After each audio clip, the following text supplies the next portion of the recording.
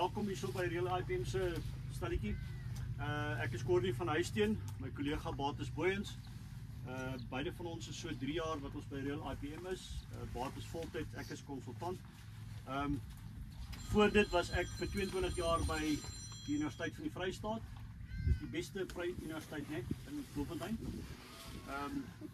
Bates het vir 26 jaar lank gekarteer, so hy weet baie meer van klassifikasies as wat ek doen.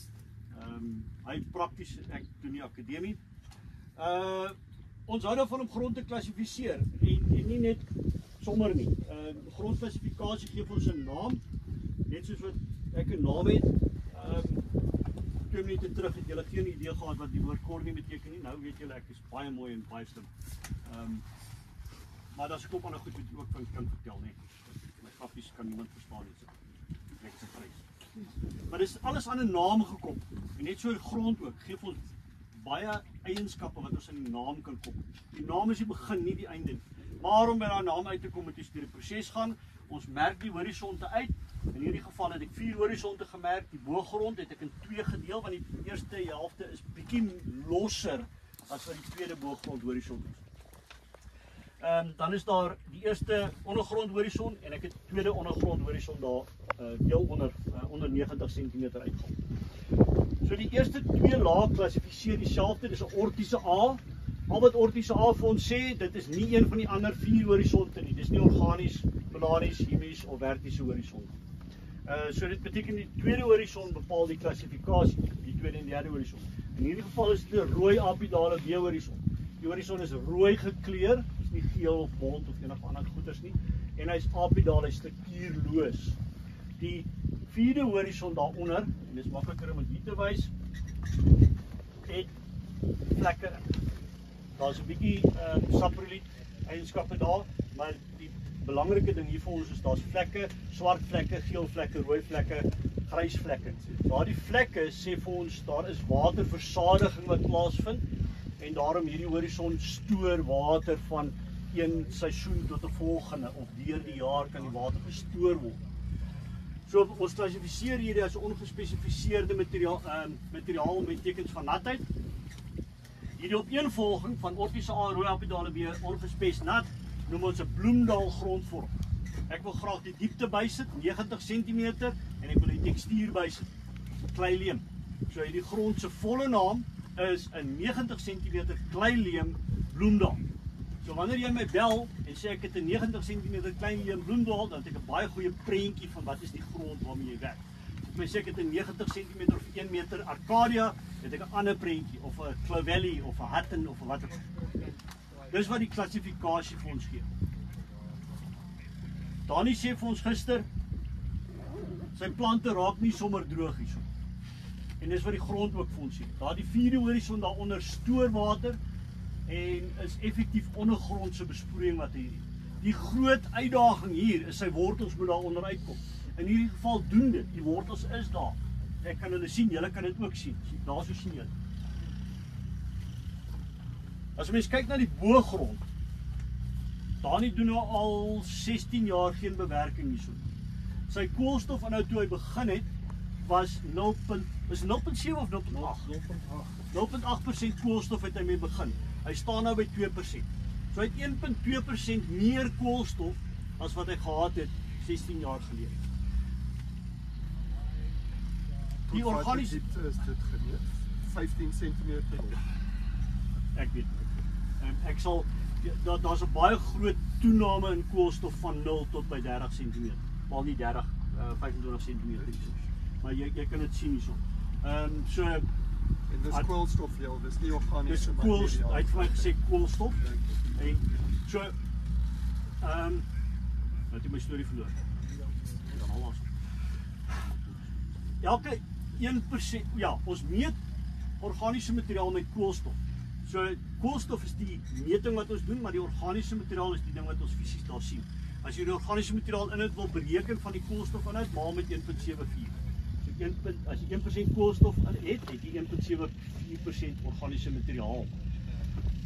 Elke 1% organiese koolstof verteenwoordig 45 ton koolstof. 45.000 kilogram koolstof addisioneel per hektaar. Ekskuus, 1 graad is? 1%. 1% is? 45 ton koolstof. Megagram as jy wil, is die ene hierdie. Dit verteenwoordig 4.500 kilogram stikstof. Dit verteenwoordig 540 kilogram fosfaat. Dit verteenwoordig 45 kilogram swaal. 450 kilogram swaal. So nou is die vraag, as jy 4.500 kilogram stikstof het, maak dit 'n verskil of ek 50 kilogram, 100 of 150 of selfs 300 kilogram en addisioneel gee tydens plant? Of is dit top 3? Nee. Ek sit met 45 ton. Selfs met die P. Maak dit 'n verskil as ek 50 of 100 kilogram ekstra gee? Nie regtig. So nou raak die sommetjie. Wat haal ek af van die land en wat bring ek terug? Nee? So as ek 300 kilogram in afhaal met my oes, dan moet ek weer 300 kilogram in terugsit. En jy kan daai een kan ek bind met rhizobium bakterieë. En dit wat hy doen hierso, hierdie oes trouwens verplan met 0 kunsmis. Hy het geen kunsmis hier gekoop.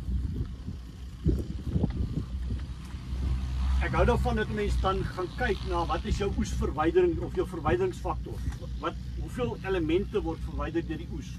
En daarvolgens bepaal ek hoeveel kunsmis gaan ek bring. Nee. Stikstof kan ons bind met rhizobium bakterieë, maar die fosfaat en die kalium, kalsium, magnesium, daai tipe goed moet 'n mens terugbring. Kan dit terugbring as dierevoer of as 'n bemesting. Het ek gepraat oor die water? Nee? Nog nie. OK. Die is maar hoe as jy so baie PSB terugsit. Ekskuus tog? Kom, as jy so baie seller Want as jy as jy dit is maar net hoe ek daaroor dink, hè. As jy wegvat, gaan jy op 'n stadium uithaal. So die vraag is, hoeveel vat ek weg relatief tot dit wat daar is? Nee? Okay. So dis maar vir veiligheid wie jy terugbring. Ja. Ek is nie iemand wat vra vir my nie. So ek sal eerder elke jaar 'n klein bietjie terugsoek as ek elke 10 jaar 'n groot klomp moet. Maar dit is bietjie van 'n meer tegniese argument wat mense dan doen. So dit is die voedingsstowwe in 1% koolstof. 1% koolstof verteenwoordig 1.74% organiese materiaal. Daai organiese materiaal kan 60.000 tot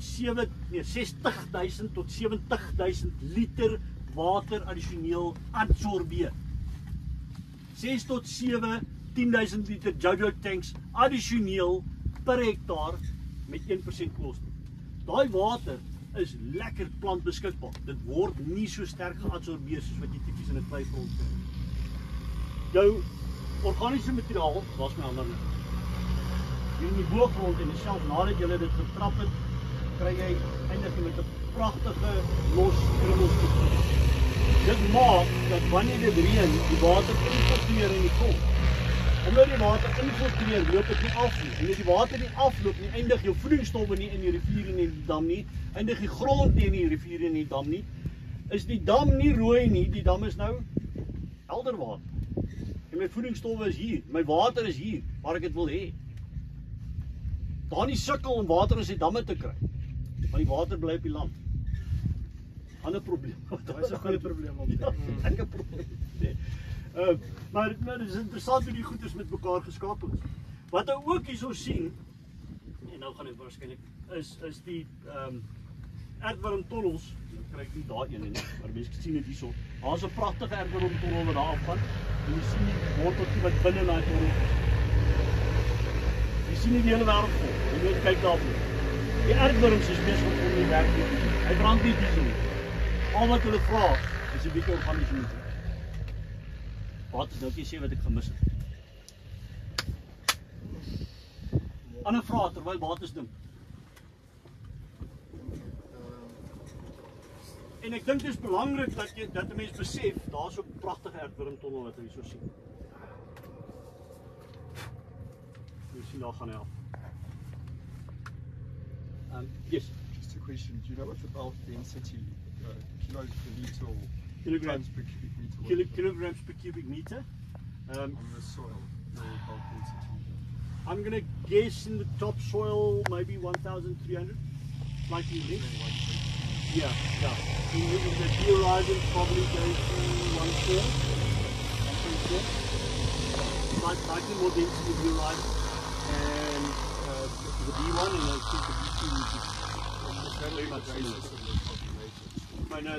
My calculations are based on 1,500, because it's easier to remember one number than different numbers.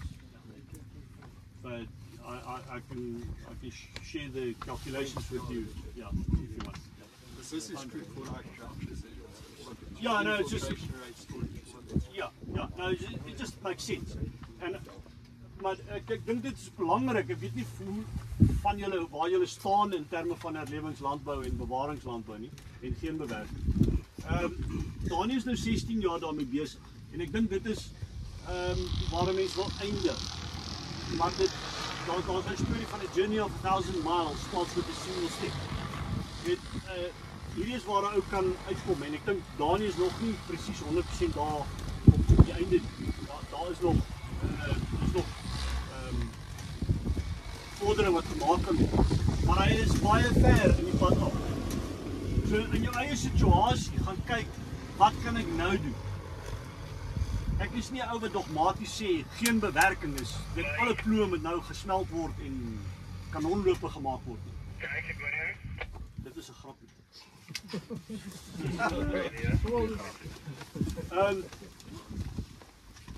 Maar begin deur jouself te vra, is dit nodig dat ek nou bewerk? En as ek nou gaan bewerk, wat wil ek regkry? So gaan kyk na jou grond. Gaan kyk waar is jou wortels? Is dit nodig dat ek bewerk? En as ek 'n bewerking doen, watse tipe van bewerking moet ek doen? Ek hou daarvan om so min as moontlik te werk, so min aggressief as moontlik. So ek verkies tandimplemente. Ek hou nie van ploë en omslagploë en offsets en skottelploë en daai goeders. Kan hulle maar smelt en kanonlope maak.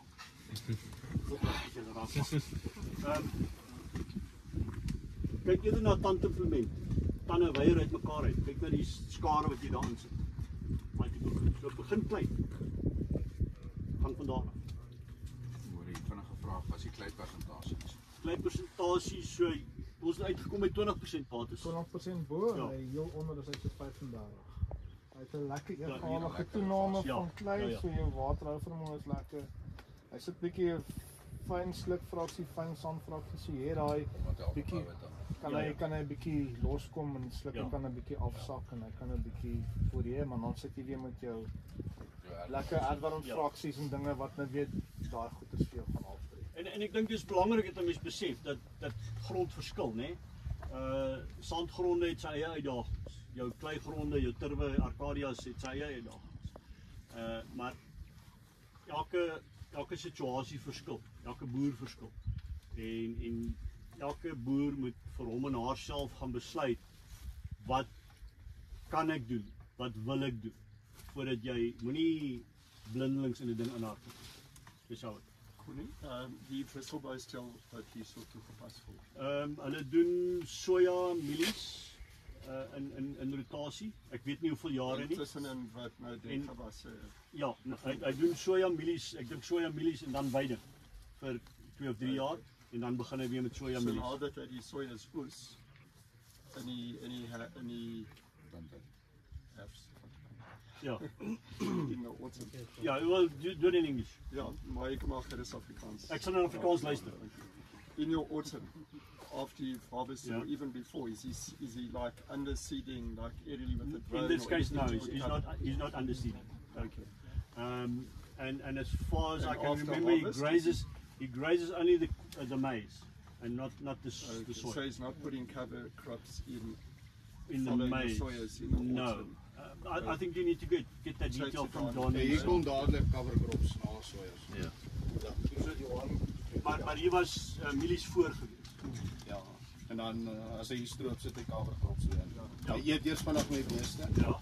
En dan So kom ek die kom cover toch een beetje crops. beeste. Ja. Now, why I'm asking, maybe comments, you know, if you have a look, if you bring it back to the principles that most of us have heard when we listen to Cape Town and all those things, your one of them is living roots in the ground as Yeah. long as possible, and that's because of what they term the liquid carbon pathway. Yeah, yeah. Where through photosynthesis, whatever plants are exuding some of the carbohydrates to feed the soil. Yeah. And I mean, what you wanting to get and what's influencing your water infiltration majorly in storage capacity is not just how much carbon, but it's the extent to which you're getting aggregation. So Yeah. instead of your soil just being compacted and its loose particles that's together, you're getting aggregates forming through the action of roots Yeah. and organic glues and the microbes and everything like that. And in the absence of that, I mean, most lands you walk onto, you'll find slaking with, Yeah. with Yeah. rain and then crusting, capping, and your fine particles fill the pores. Yeah. And when you've got stable aggregates, you don't have that. So it's not just that, you know, that's like Yeah. the key. Yeah, no, the science that are going on here is just amazing. Yeah. And 20 minutes is not enough. 20 years is not enough either. Maar die lewe is oral. Kyk na die vingie op die varsel van die materiaal. Dit is amazing. Jy soek nie vir 'n aardworm hierso nie. Jy kan met een graaf kry aardworms, maar dit werk natuurlik wanneer ek dit wil wys dan kry jy dit nie. Maar hulle is die hele wêreld. Miskien moet ek op 'n ander plek begin grawe. Maar hulle is hier. Ek het al opgegee om aardworms te tel. Jy sien die tonnels. Dit is pragtig so. Ja, nee, dit is ongelooflik. Maar dat is baie verander in die jare. Ek was hier in 2018. Even since then I've seen that. Yeah. No, it will continually improve and continually change. This is good to see. Yeah, with this clay content, without the organic matter, it's going to be hard as the clay oxys behind. Hoeveel jaar is